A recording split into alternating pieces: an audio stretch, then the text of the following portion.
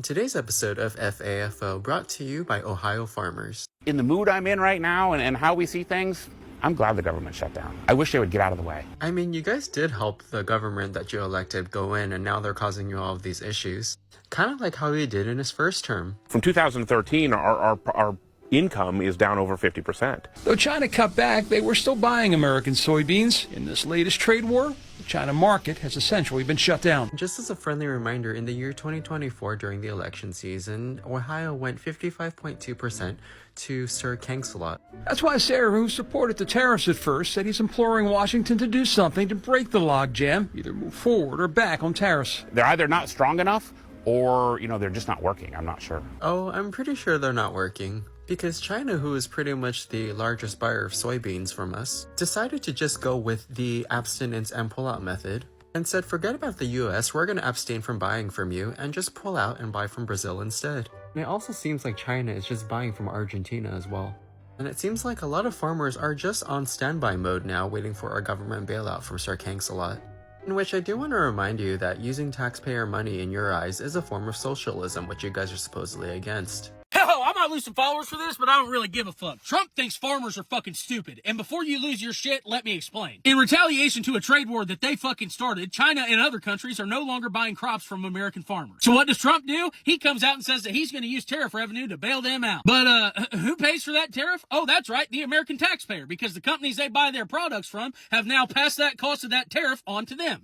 The problem isn't that we're bailing out farmers. I believe we need to bail them out. We need to support small farmers so they don't have to sell their land to big-ass corporations who will then in turn just own more of our land and more of our food chain supply. The problem is that the American consumer, who are also farmers by the way, cover the cost of that tariff at the checkout aisle and at the parts store. And now the federal government is going to use that money to pay the farmer for the money they lost as a result of a trade war that they fucking started. They are using American consumers and American farmers to solve a problem that they fucking created. And then they're going to stamp their name on it and say, see, we're for the farmer. No, the fuck you ain't. You're just too stupid, or even worse, you think they're too stupid to know that you're the one who created this fucking problem in the first place. Meanwhile, their rich fucking buddies just got even richer because they didn't have to touch that fucking tariff, and we just got fucking poor. Remember when America First was supposed to mean putting American workers ahead of everyone else? When tariffs were sold as this brilliant strategy to punish competitors and bring back jobs? Yeah, about that. We're now in October 2025, and people are still furious. American farmers, the same folks who proudly wore MAGA hats and cheered the loudest, are watching their livelihoods crumble in real time. And the kicker? The administration just sent $20 billion to Argentina, their direct competitor, while American soybeans rot in silos.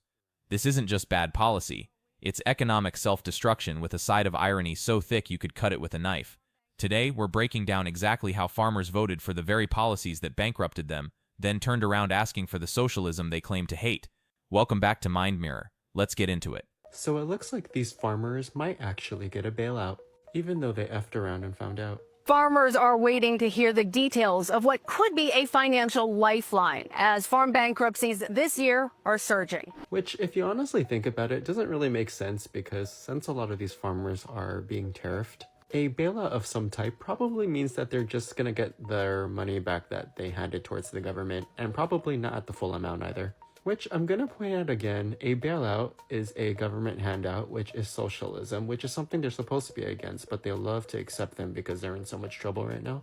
But let's see what else they have to say about this. Farmers may be forced to sell their crops at steep losses now that China, once the largest buyer of U.S. soy exports, is retaliating against U.S. tariffs. So you've done all this work, and you have more work to do, and you're losing money.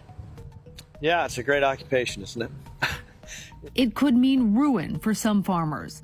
As of June, 55% more filed for bankruptcy compared to the previous year-to-year period. And I'm not like a trade expert or anything like that, but common sense would just tell me that I think a lot of these countries who already have their relationships ruined with our country and have a sour taste in their mouth are probably not going to come back anytime soon. Since China is already purchasing its soybeans from Brazil, and I believe also Argentina now too, even though President Cancelot sent Argentina a $20 billion check to help them out. Add on top of that, our neighbors to the north, Canada, have drastically reduced their purchasing when it comes to products from the US, such as whiskey, as well as travel into the United States. Also, folks from other countries are planning to not come to the US as well because they don't want to risk it.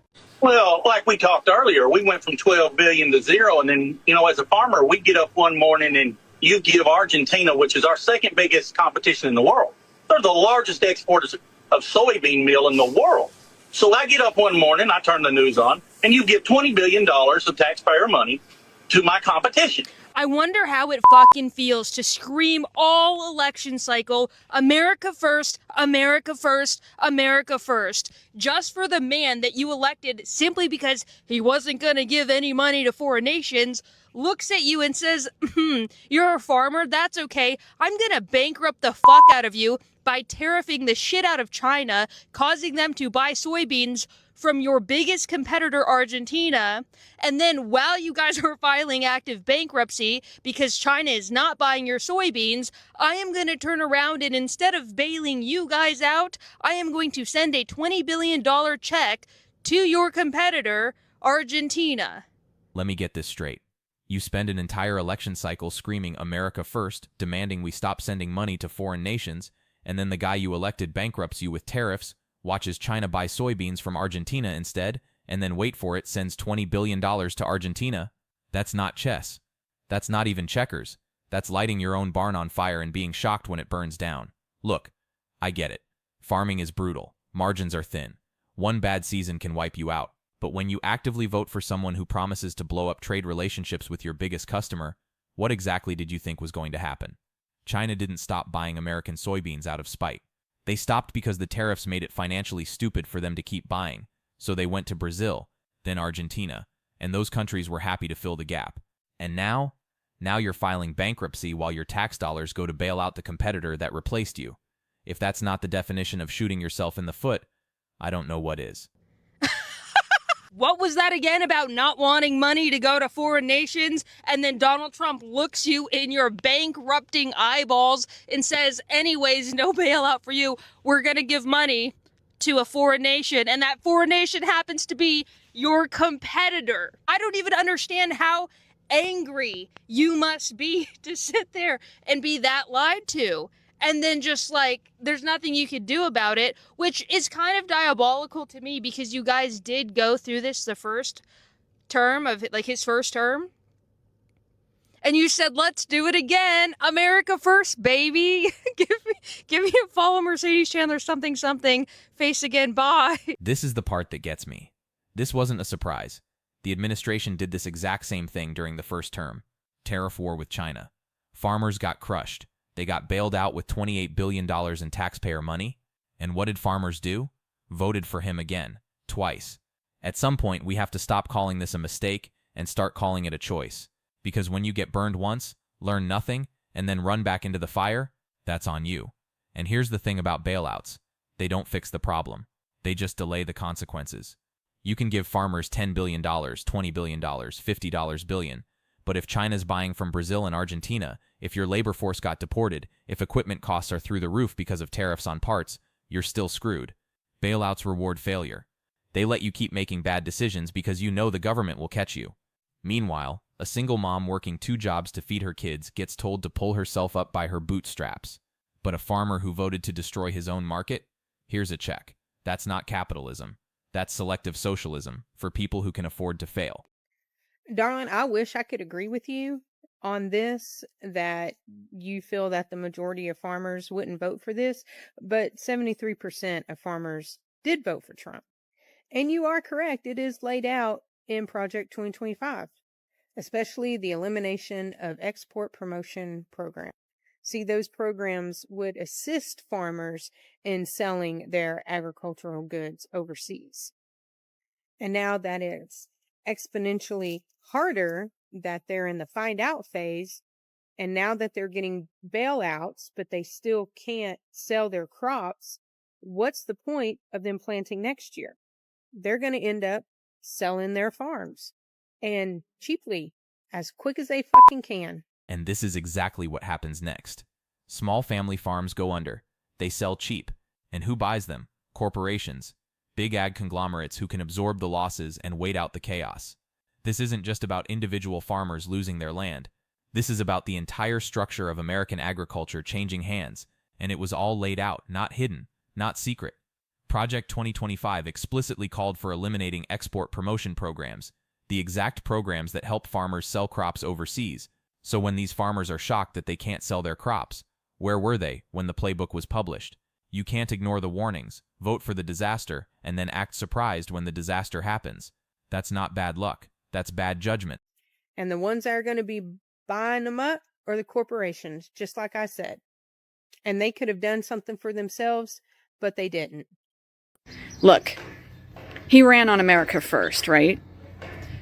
I need someone to explain this to me. What did we go through the whole Doge and wasteful spending and waste, fraud, and abuse cutting if we're just going to go ahead and give $20 billion US to Argentina? So this is from Heather Cox Richardson's Facebook page. The administration officials are making sure the shutdown that has put Americans out of work doesn't affect their own priorities. They have prioritized a $20 billion bailout of Argentina's failed economy as essential. So it will proceed. The bailout will help right-wing leader Javier Milei, a Trump ally. What the happened to America First? Right? What happened to America First? Because sending $20 billion to Argentina to prop up Javier Milei, a MAGA ally, while American farmers go bankrupt, is not exactly putting America first. And here's the brutal part. Argentina's soy exports to China have soared since the tariffs. They're literally benefiting from America's self-inflicted wound. So let me make sure I understand the plan. You tank your own farmers, you send billions to their competitor, and then you call it America First. That's not patriotism. That's just bad math with a flag on it. And the worst part? The people who voted for this still can't see it. They're still waiting to be saved, still believing the next bailout will fix everything.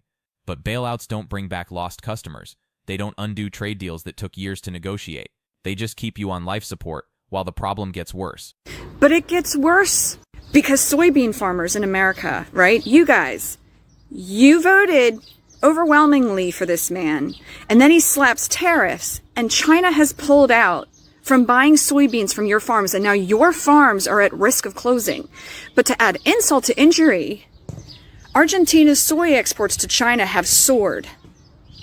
So he's giving a $20 billion bailout to the country that stole your business.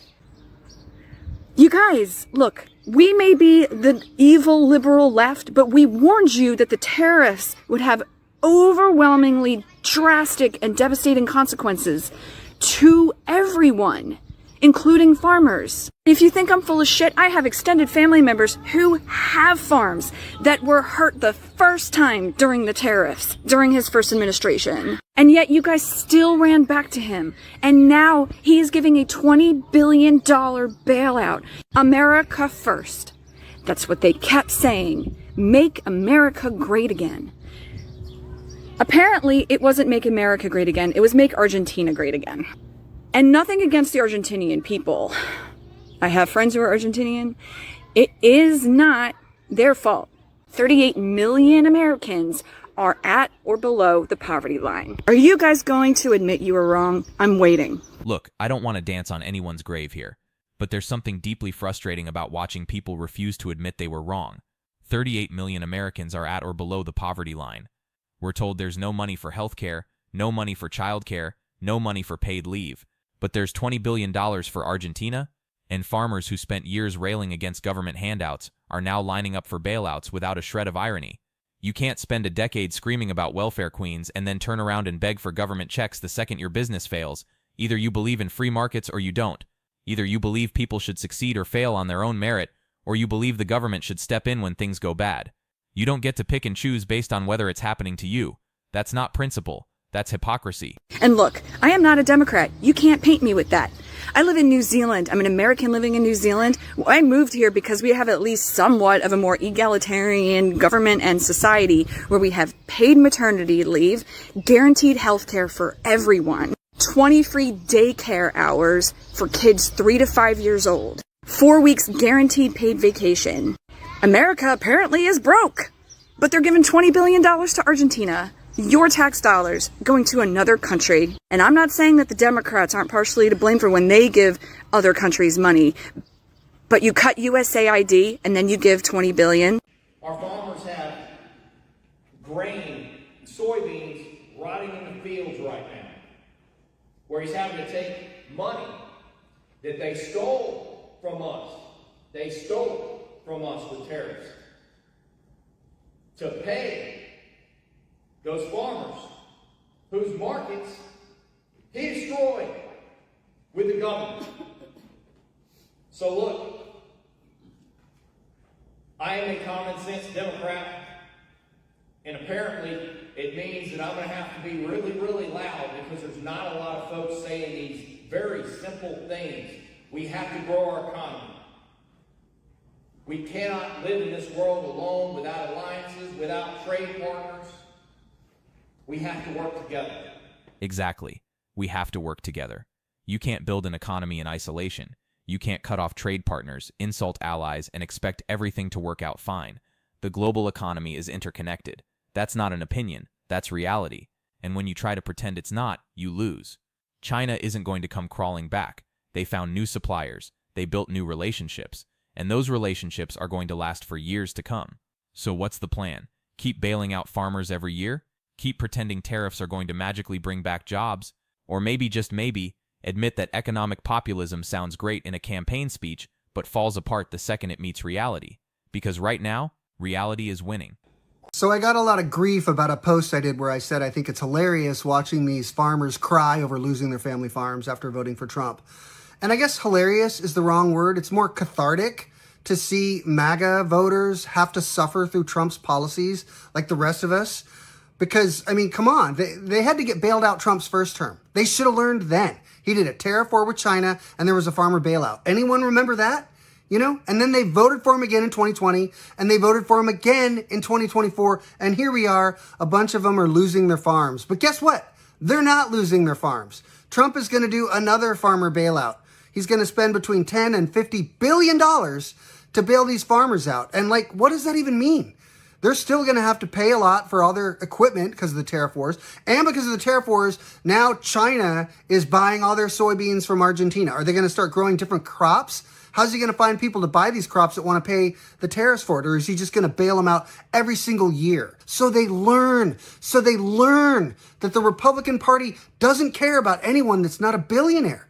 They don't. All they care about is tax cuts for the rich. I mean, look at this government shutdown. They want to cut off health care to millions of Americans to give billionaires a tax cut they don't even need. Trump is not your friend unless you're a billionaire. Period.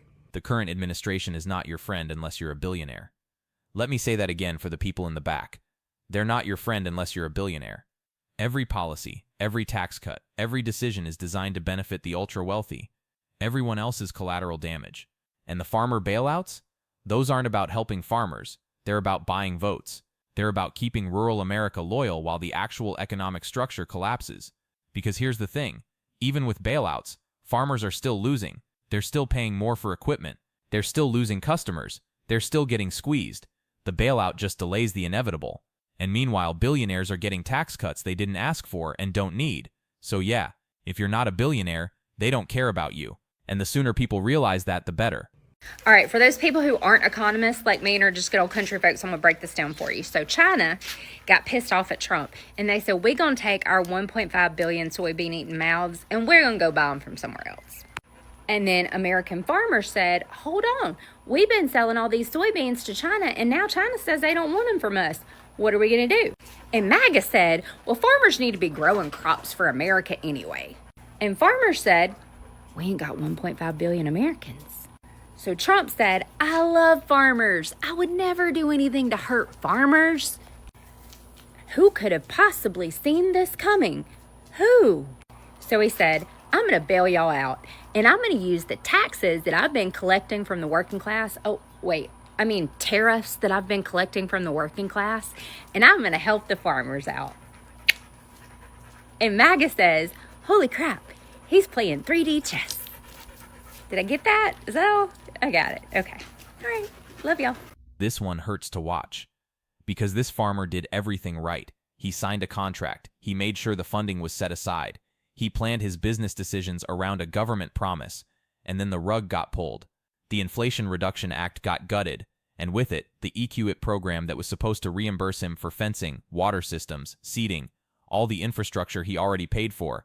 Now he's out tens of thousands of dollars, and if he doesn't get that money back, he loses the farm. This is what happens when you dismantle programs without understanding what they actually do. You don't just hurt big government, you hurt real people who are counting on those programs to survive. And the worst part? The senators and representatives who voted to cut these programs are the same ones these farmers voted for. So yeah, I feel for this guy. I really do. But at some point, we have to connect the dots between who we vote for and what policies they actually implement. Because elections have consequences, and this is one of them. I need your help to save my farm and many other farms. I wanted to give you guys an update on what we figured out with our contract through NRCS. So to give you some backstory, if you haven't watched the previous video, please go out, watch that previous video I've got on there. We are possibly going to lose our farm if NRCS doesn't hold up their contract with us on the EQIP program. So the reason that they're not able to hold up the contract is our EQIP program, which is cost sharing on fences, waters, a well, and some seedings, was funded by the Inflation Reduction Act. Because of the executive orders, there's a pause or a freeze on the funding through the Inflation Reduction Act, and they're not able to pay out on the stuff that we completed or anything going forward. But the issue I have is I've already done a bunch of the work, already paid for the material, already paid for the labor, so I'm out all that cost, and I use my farm operating expenses in order to do those projects, because per contract, I knew that I was going to get cost sharing refunds on the stuff once completed, but now that it's completed, they're saying that they're unable to provide the funds because of the freeze on the Inflation Reduction Act funds. So I reached out to a couple different senators and Congress people. So I reached out to Ann Wagner's office. I have not heard back from them. I reached out to Josh Hawley's office. I have heard back from him, not from him personally, but from his office. And they are looking into it because they said that this should not be happening. The intention was not to take away the funding from the farmers, but doing the Inflation Reduction Act, cutting those costs, then it's also taken away from the programs that those programs helped out. So it's in the works, but what I need from you guys is if you could please share this, tag your representatives, tag your senators. I need to get some ground on this because I'm not the only one this is affecting. So there are other farmers in the comments saying that they're in the same boat that I'm in because they signed these contracts, and the contracts, even like, so whenever I looked into the contract, I made sure that that funding was set aside. It wasn't funding that, oh, we hope it's there whenever it's done. I made sure that that funding was set aside so that way before I made these business decisions, I knew that funding was there per contract. So they're backing out on the contract because they don't have the funding. They can't release the funds. So please tag the representatives, please tag the senators. I need to get some ground on this. We need to help me and other farmers out. We've got to get this funding paid out. I don't care if they don't do it in the future. The problem is there was contracts in place, multiple farms made business decisions, and multiple farms are going to sink if we don't get traction on this and get those funds unfrozen. Tradable news for this week: Trump is considering massive bailout of at least $10 billion for American farmers hurt by his trade war. And rumors are the bailout could go as high as $14 billion. With that fresh money, the farmers are likely to spend it. And John Deere seems like a natural beneficiary of this. Up 9% year to date. Let's do a discounted cash flow on John Deere. Deere is in a down cycle after a boom in 2021 and 23. Demand for large ag equipment softened as farm incomes cooled and financing costs stayed high. Management cut production to keep dealer used inventories in check and protect pricing. It's still profitable, but well below its peak. It has a very strong moat between its brand and dealer network and precision ag stack, software, autonomy, vision tech, etc. Its construction mode is much narrower versus Caterpillar. So the base case, I'm looking at the narrative that farm spend stabilizes in 2026 and prices hold. Volume stops falling and margins start to normalize. A bull case would be a faster rebound, better crop economics, and or financing relief. Interest rates are coming down, and precision and automation adoption should accelerate. And the bear case is prolonged weak farm income and sticky rates, trade tariff frictions, and the volumes would stay flat or even be down. Why Deere is different: its scale plus brand in North America is unrivaled. It has precision ag software with autonomy, guidance, see and spray, connected fleet, and deep in switching costs. Its competition, CNH, AGCO, are competent competitors, but historically lower through cycle margins and return on invested capital. Caterpillar is stronger in construction, mining, but Deere's ag edge still produces superior margin mid-cycle.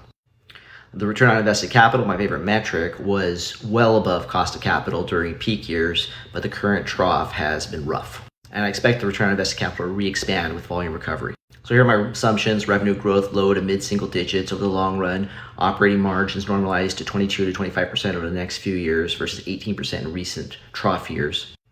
Net margins will be in the mid-teens, and the free cash flow will track net income over time. It can be volatile year to year, but it's structurally a solid company. Its apparently high debt is mostly sits in financial services, and it's matched to receivables. Buybacks and dividends continue, and they're disciplined on CapEx. My model has revenue mid-teens down in trough, then 5 to 8% for 2 to 3 years, tapering to 3% by year 10 and 2% by year 15. The EBITDA rebounds toward 22 to 25%, never assuming it's going to get back to its 2023 peak. And free cash flow approximating net income over time. I give it a terminal growth of 2.5% and a weighted average cost of capital of 8%. This gives a base case intrinsic value of around $550 a share, which is about $100 a share above its current price, $462. If you're a farmer, you can't put off capital expenditures forever. But if you believe we are in a multi-year stagnation, then the stock is fair to slightly rich if you raise your weighted average cost of capital to 9 to 10%. All right, so here's the macro picture. The administration is considering a $10 to $14 billion bailout for farmers. And guess who benefits? John Deere. Because farmers are going to take that bailout money and spend it on equipment, which means John Deere's stock goes up. So let me get this straight. We destroy farmers with tariffs. We bail them out with taxpayer money. They use that money to buy equipment from a publicly traded company. And investors make a profit. That's not economic policy. That's wealth transfer with extra steps. The farmers get just enough to stay afloat. The corporations make a killing, and the taxpayers foot the bill. And people wonder why the wealth gap keeps growing. So this isn't a no-brainer, but it looks like it could be a good investment. This is not investment advice. Do your own research. And let me know in the comments what stock you're going to look at next.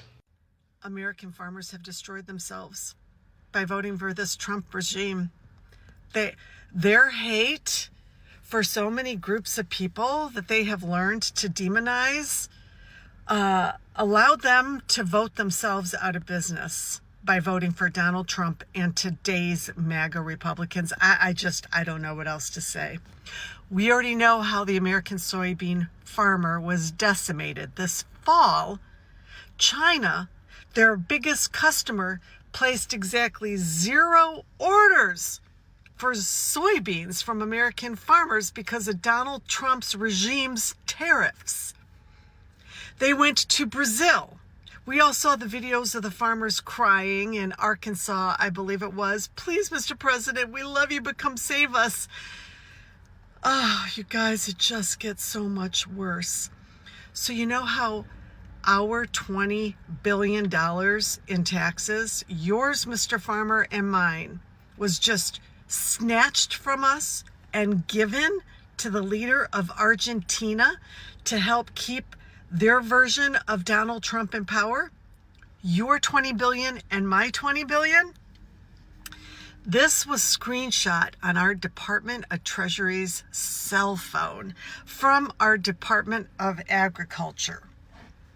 Ready? Finally, just a heads up, I'm getting more intel, but this is highly unfortunate, the text said. We bailed out Argentina yesterday, and in return, the Argentines are removing their export tariffs on grains, reducing their price, and sold a bunch of soybeans to China at a time when we would normally be selling to China. Soy prices are dropping further because of it. This gives China more leverage on us. And he responds, Besant responds, on a plane, Scott, but I'll call you when I land. You guys voted for this. The Democrats, who y'all hate so much, you've been programmed to hate your fellow neighbor, your family members.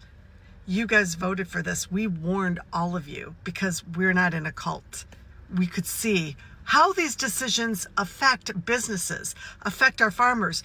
We were fighting for farmers, telling you don't vote for this, and you voted for this.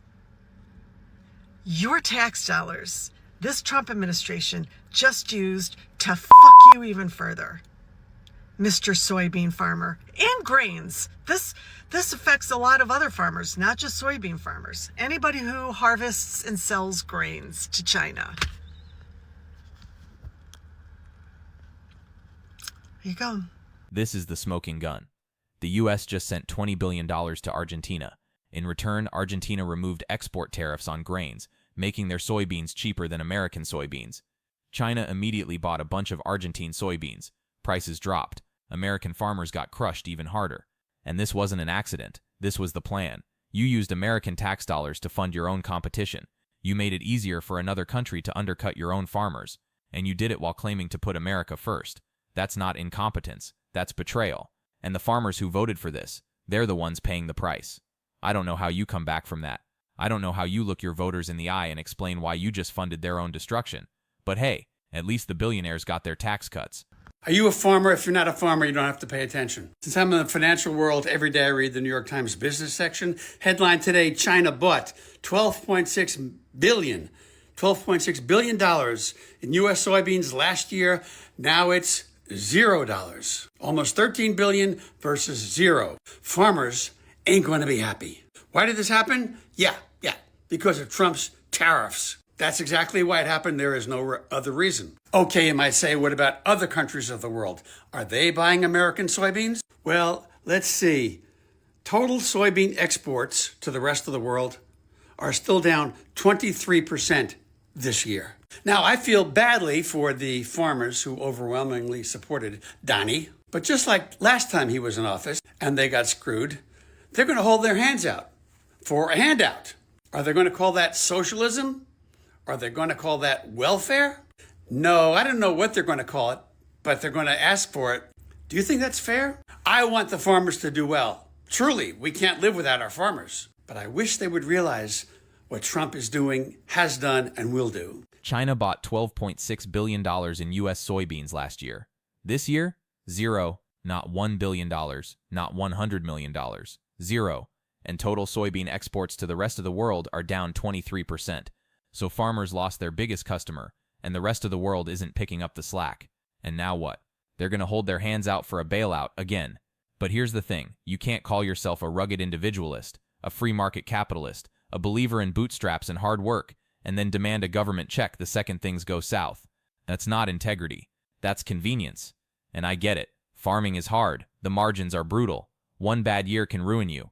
But if you spent years voting against social safety nets, against government assistance, against handouts for other people, you don't get to demand those same handouts when it's your turn. Either we believe in helping people when they're struggling, or we don't. You don't get to pick and choose based on who's suffering. To make it easy, Trump screws everybody. Farmers across America helped propel Donald Trump back into the White House in November's election. And even in a state like deep blue California, which, by the way, produces over half of the food we consume here in the United States, those farmers in California also supported Donald Trump. Now, because of the Electoral College, their votes really don't matter all that much, but these farmers said, by God, I want Donald Trump up there. And a month and a half later, these very same farmers, according to a new report from Politico, are basically wetting their pants in fear because, oh God, Donald Trump's going to deport half of our workforce. They're acting like they've just discovered this, like this wasn't something that Donald Trump repeatedly said on the campaign trail, which he did. You know, again, I'll give Trump full credit for being fully honest. So for all of you hunters out there, you Trump-loving MAGA hunters that are upset today, having a bad day because your public land is going to be sold off to the highest bidder, and you're so surprised because you didn't vote for this, you didn't know Trump was going to do this. Well, if you had actually learned to read as well as learn to hunt, you might have noticed that on page 517, it goes on for pages and pages, and they describe how they're going to completely dismantle the Bureau of Land Management because they want to sell off the public lands. First, they say they're going to use it for economic development, but what they really mean is they're going to sell it off to the highest bidder so they can go through the land and get whatever natural resources they can find from it and completely destroy it.